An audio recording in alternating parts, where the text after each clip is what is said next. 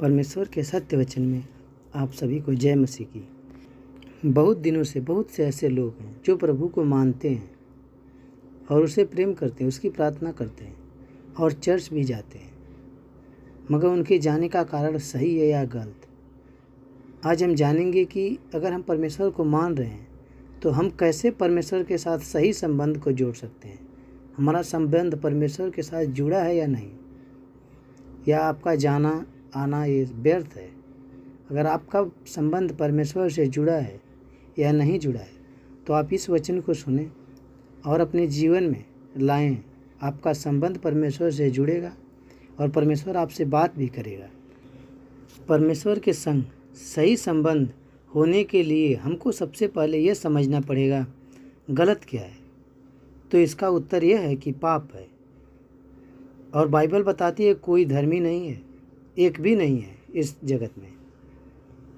हमने परमेश्वर के आदेश के विरुद्ध विद्रोह किया है। जो कि आदम और हव्या ने पाप किया था, वह पाप सभी के, उसके जितने भी बच्चे हैं सभी के ऊपर है। हम भेड़ों के समान भटक गए थे।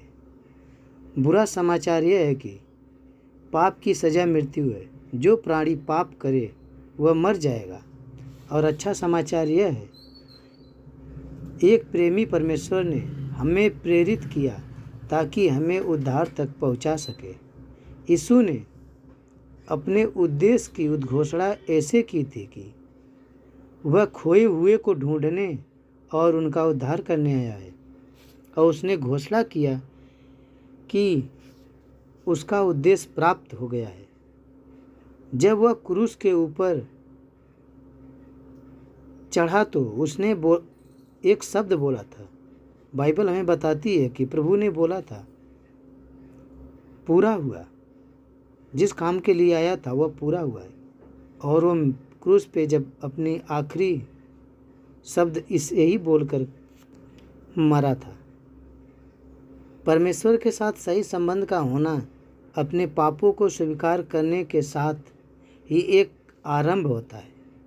इसके आगे परमेश्वर के सम्मुख अपने पापों के लिए एक नम्र अंगीकार करना होता है और पापों को छोड़ने का दृढ़ संकल्प भी होना चाहिए अपने अंदर, क्योंकि धार्मिकता के लिए मन से विश्वास किया जाता है और उद्धार के लिए मुंह से अंगीकार किया जाता है। अगर हम पापी हैं तो हम अपने मुंह से अंगीकार करें, परमेश्वर के सामने गिड़गिड़ाना पड़ता है। फिर परमेश्वर आपके पापों को क्षमा करता है और आपके संबंध खुद से जोड़ता है। आपका पाप करते हुए भी अगर परमेश्वर से नहीं बता रहे हैं, परमेश्वर सब कुछ जानता है, आपका संबंध कभी नहीं हो सकता। आपको पश्चाताप करना होगा। पश्चाताप के साथ विश्वास के साथ होना चाहिए। ऐसे नहीं कि आपने पश्चाताप किया, वो भी विश्वास होना चाहिए। विशेष ऐसा विश्वास कि यीशु के बलिदान उसे आपका उद्धारकर्ता बनाने के लिए योग्य बनाता है। ऐसा विश्वास होना चाहिए कि जो प्रभु ने बलिदान दिया है वो आपके लिए है। यदि तुम अपने मुंह से प्रभु यीशु मसीह को उद्धारकर्ता जानकर अंगीकार करो और अपने मन में विश्वास करो कि परमेश्वर ने उसे मरे हुए में से जिलाया है, तो तुम सचमुच उद्धार पाओगे। आपको कोई उद्धार से बचा नहीं सकता। इसके लिए आपको अंगीकार करना पड़ेगा। कई लोग ऐसे हैं विश्वास के होने की आवश्यकता की बात करते हैं। जैसे आप यूहन्ना के 20 अध्याय और 27वां वचन को पढ़ें। तब उसने थोमा से कहा, अपनी उंगली यहाँ लाकर मेरे हाथों को देख और अपने हाथ लाकर मेरे पंजर में डाल और अब विश्वासी न बन परंतु विश्वासी बन। जिस तरह से वह लोग प्रभु के पास होते हुए भी प्रभु पे विश्वास नहीं करते थे, फिर प्रभु ने ऐसा कहा था। मगर प्रभु ने ऐसे बाइबल में कहा है कि मैं तुम्हारे सामने हूँ, तुम मुझे देखकर विश्वास करते हो। धन्य तो वो होंगे जो मुझे बगैर देखे विश्वास करेंगे। अगर आप प्रभु में एक दृढ़ संकल्प के तरीके से विश्वास करते हैं तो आप सचमुच उद्धार पाएंगे। उन्होंने कहा, प्रभु यीशु पर विश्वास कर तो तू और तेरा घराना उद्धार पाएगा। यह जानकर कि मनुष्य व्यवस्था के कामों से नहीं पर केवल यीशु मसीह पर विश्वास करने के द्वारा धर्मी ठहरता है। हमने आप भी मसीह यीशु पर विश्वास किया। हम व्यवस्था के कामों से नहीं पर मसीह में विश्वास करने से धर्मी ठहरते हैं, इसलिए कि व्यवस्था के कामों से कोई प्राणी धर्मी न ठहरेगा। पर यह बात प्रकट है कि व्यवस्था के द्वारा परमेश्वर के यहाँ कोई धर्मी नहीं ठहरता, क्योंकि धर्मी जन विश्वास से जीवित रहेगा। अब्राहम और उसके वंश को दी गया वचन और उसके वंशों जैसे बहुतों के विषय में कहता है, जैसे एक के विषय में कहा, तेरे वंश को मसीह है। उसी पर विश्वास करने से पुराने नियम में आप पढ़ेंगे तो आप जानेंगे कि उसमें व्यवस्था के द्वारा काम हुआ था, मगर जब से प्रभु यीशु मसीह आए इस जगत में, यहाँ पर हमें विश्वास की ज़रूरत पड़ गई। जब कोई विश्वास करता है तो उसका उद्धार होता है। अगर आप जितना भी व्यवस्था के नियम को पालन कर लें, आप किसी को रोटी खिलाएं, किसी की सेवा करें, सब कुछ दें, अगर आपको विश्वास नहीं है कि प्रभु यीशु मसीह आपके दुख तकलीफ़, आपके सारे पाप को ले रहा है, तो आपका उद्धार नहीं है। क्योंकि विश्वास के द्वारा अनुग्रह से तुम्हारा उद्धार हुआ है, और यह तुम्हारी ओर से नहीं, परमेश्वर का दान है। परमेश्वर के साथ सही संबंध होना आपकी उस प्रतिक्रिया का विषय है जिसमें परमेश्वर ने आपके बदले में क्या कुछ नहीं किया है। उसने उद्धारकर्ता को भेजा, उसने आपके पापों को हटा देने के लिए बलिदान का प्रबंध किया और आया इस पृथ्वी पर, आपके पापों को लेकर क्रूस पर चढ़ा।